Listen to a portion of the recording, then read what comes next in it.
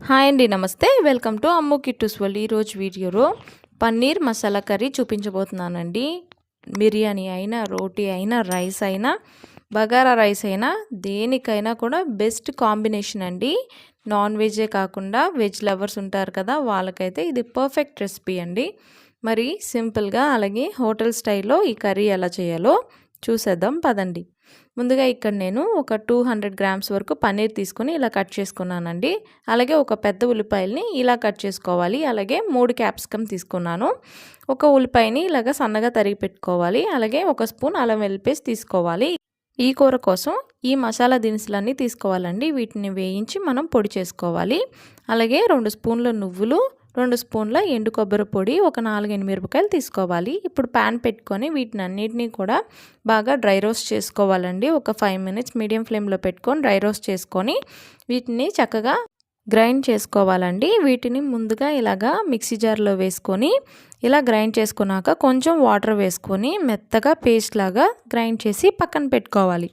ఇప్పుడు అలాగే ఒక 2 టమాటాలండి ఇలా కట్ చేసుకున్నాక 4 జీడిపప్పులు వేసుకొని ఇదంతా కూడా పేస్ట్ చేసి పక్కన పెట్టుకోవాలి. ఇప్పుడు ప్యాన్లోని ఆయిల్ వేసుకొని అలాగే వేడయిన తర్వాత ముందుగా మనం తీసుకున్నాం కదండి ఈ ఉల్లిపాయలు, క్యాప్సికము వేసుకొని 1 నిమిషం ఇలాగా ఫ్రై చేసుకున్నాక ఇందులోని పన్నీర్ కూడా వేసుకోవాలండి. ఈ పన్నీర్ వేసిన తర్వాత ఎక్కువసేపు ఫ్రై చేయకూడదు. కొంచెం పసుపు వేసుకొని ఒక 2 నిమిషాలు మీడియం ఫ్లేమ్లోనే ఇలాగా ఫ్రై చేసుకొని తీసి పక్కన పెట్టుకోవాలి. వీటిని ఎక్కువసేపు ఫ్రై చేయాల్సిన పని లేదండి. ఇప్పుడు అదే ప్యాన్లోనే సన్నగా తరిగి పెట్టుకున్న ఈ ఉల్లిపాయలను కూడా వేసుకొని అలాగే ఒక స్పూన్ అల్లం వెల్లుల్లి పేస్ట్ కూడా వేసుకొని ఇదంతా కొంచెం కలుపుకొని కొంచెం కరివేపాకు వేసుకొని ఈ ఉల్లిపాయలు, అల్లం వెల్లుల్లి పేస్ట్ ఇదంతా కూడా బాగా మగ్గించుకోవాలండి. ఇలా మగ్గిన తర్వాత ఇందులోనే మనం ముందుగా గ్రైండ్ చేసి పెట్టుకున్నాం కదండి ఈ మసాలాని, అది కూడా వేసుకొని అలాగే గ్రైండ్ చేసి పెట్టుకున్న ఈ టమాటా పేస్ట్ని కూడా వేసుకోవాలండి.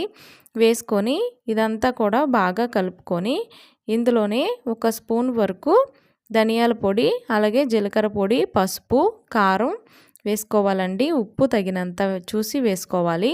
వేసుకొని ఇదంతా కూడా బాగా కలుపుకొని మూత పెట్టి ఈ ఆయిల్ అంతా కూడా బాగా సపరేట్ అయ్యే వరకు మీడియం ఫ్లేమ్లో ఇలా ఉడికించుకోవాలి. ఇప్పుడు మనం ముందుగానే ఫ్రై చేసి పెట్టుకున్న ఈ పన్నీర్, క్యాప్సికమ్, ఆనియన్స్ని కూడా వేసుకొని బాగా కలుపుకోవాలండి. ఎక్కువ కలపకూడదు, ఈ పన్నీర్ ముక్కలు విరిగిపోతాయి. అలాగే ఇందులోనే కొంచెం వాటర్ పోసుకోవాలండి. పోసుకున్నాక గ్రేవీ కన్సిస్టెన్సీ కోసం ఒక 5 నిమిషాలు మీడియం ఫ్లేమ్లో ఉడికించుకుంటే ఇంకా పన్నీర్ మసాలా కర్రీ రెడీ అయిపోతుందండి. ఇందులో మీరు కొంచెం కొత్తిమీర యాడ్ చేసుకొని ఇంకా సర్వ్ చేసేసుకోవడమేనండి. చాలా సింపుల్ అండి. అలాగే చాలా యమ్మీగా ఉంటుంది. మీరు ఎప్పుడు కనుక ట్రై చేయకపోతే ఒకసారి తప్పకుండా ట్రై చేయండి. మీరు అలాగే ఈ కర్రీని దేంతో కాంబినేషన్ బాగుంటుందో నాకు కమెంట్ చేసి చెప్పండి. అలాగే ఈ వీడియో కనుక మీకు నచ్చినట్లయితే ప్లీజ్ లైక్ చేయండి, షేర్ చేయండి. అలాగే మరిన్ని క్విక్ అండ్ సింపుల్ రెసిపీస్ కోసం మన ఛానల్ని సబ్స్క్రైబ్ చేసుకోవడం మాత్రం మర్చిపోకండి. Thanks for watching.